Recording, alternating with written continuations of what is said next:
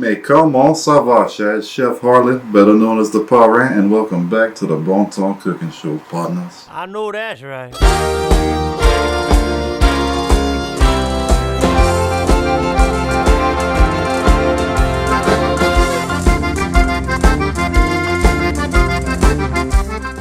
Alright, so today we're going to be making a cabbage roll casserole, but I just want y'all to check this out. That's the ground meat we need for today, but I made him into a meat partner. This is Macho Man Randy Cabbage. Alright, so you get all your little stuff ready, and we're going to start the cooking, partners. So the first thing you're going to do is get your pot nice and hot. So where when you toss onion in there, it starts to sizzle like this. So you're going to julienne some onions, which is cut them into some strips. Yeah, I know that's right. Alright, so once you get your onions cooked to where they look nice and caramelized like that, you're going to take your ground meat, or in my case, Macho Man Randy Cabbage, and remove his stuff right here. We're going to just dump a mustache first into the pot. Then you're going to take that, season that with your favorite Cajun seasoning. I'm going to use my little mix right here, my secret, super secret mix. Season that. Then we're going to cook that down.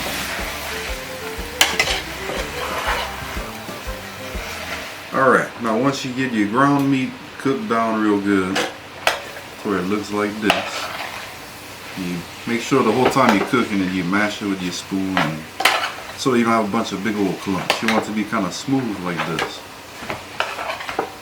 And you cook it all down real nice like this, and then you strain it in a metal strainer and get all that fat out of there, and you return it to the pot. So I've already done all that. And the next thing we're going to do right here is add your pasta sauce. Wow. That whole thing in there. I don't know about y'all, but my daddy always told me to put a little bit of water in there and swish it around so you don't waste none. So I'm going to do that. Can't be wasting nothing. No.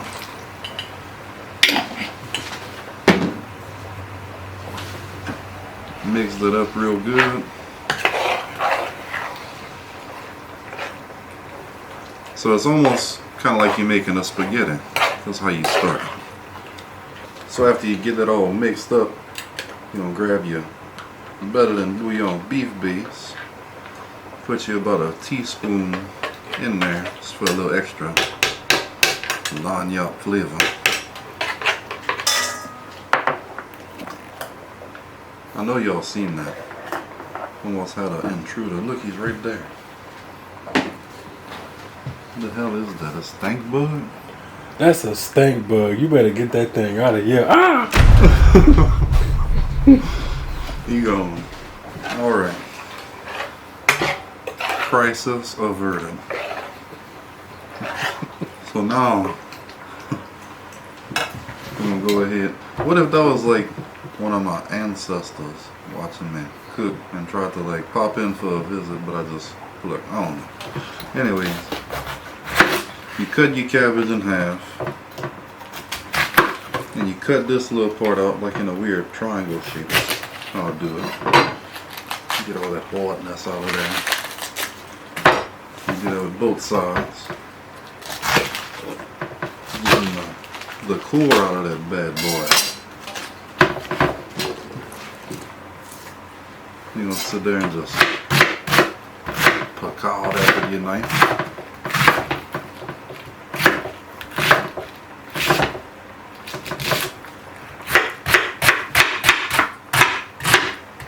Make sure you watch your fingers when you do that. Now, you're gonna take that and throw that in there with it. And it might look like a lot of cabbage. That's why you get you a small head of cabbage when you do that. But it's going to look like a lot more than what it actually is. Cabbage cooks down a lot. Now, you already seasoned your meat earlier. What you can do is go ahead and season all this a little bit more since you added that tomato sauce and all that. But try not to put too much, because if you season it by the way this looks, it's going to shrink down so much that you're going to end up with too much seasoning. And that's a common thing when people are cooking cabbage, I find, is they put a little too much spice in that. They ain't never too much spice for me though. I like that. So, carefully mix that.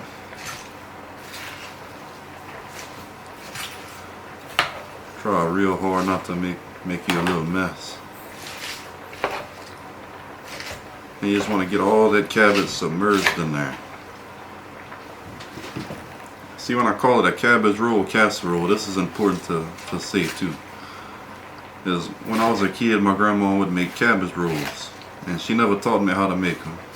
I can make them, but I just figure this is the same flavors, and it's a lot easier, so I just cook it in this form instead of taking my time and rolling a bunch of them out. So that's why I call it that, cabbage roll casserole. While you're mixing it, you might notice that if it's a little thick like this, see, it seems like it's like a chili in there or something. So what you're going to do is add you a little bit of water in there. About a cup of water. And you mix that in there.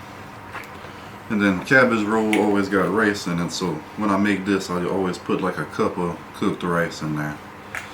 But if you leave that part of it out, you can actually make this like a keto dish, to where if you're on a diet or something and you're watching for your points not to get too big or something like that. But I ain't worried about that. I like my rice. So you mix that up real good, and you put the cover on it. You slap it on the ass and you stick it on the stove and you let it roll, partner. When your cabbage gets soft laid on, that's ready. So now you keep this thing on a low heat with the lid on for about, I don't know, like an hour or so, until you get it looking like this, partner, where all your cabbage is nice and soft and all that rice soaked up all that juice, and it just turns into like a casserole.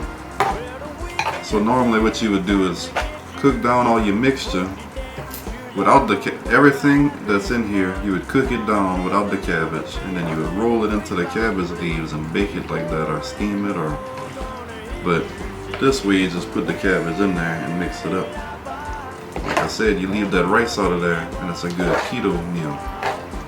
So now that everything's all cooked, we're going to go ahead and finish plating it, and it's time to launch. Yeah, I know that's right. Got the pit burning and the butt on ice. A pool full of ladies and they sure look nice. Hey, I don't know if I like this more than the meatloaf. Really?